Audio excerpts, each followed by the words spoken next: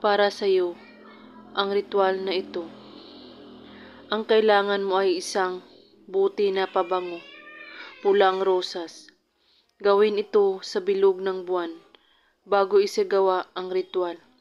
Isang tabi mo muna ang mga problema mo upang maging positibo ang epekto ng iyong gagawin.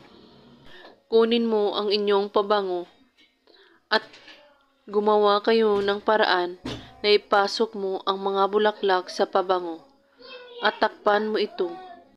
Hawakan mo ang pabango habang iniisip mo ang mga katangian ng lalaki o babae na hangad mo.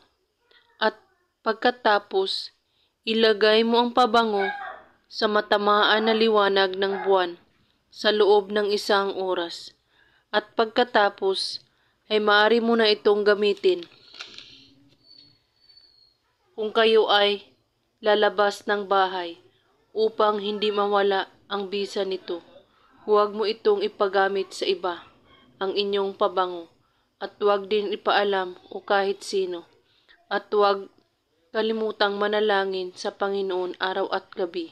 At kung may katanungan po kayo ay magko-comment lang po sa baba. Maraming salamat sa panonood. May God bless us all.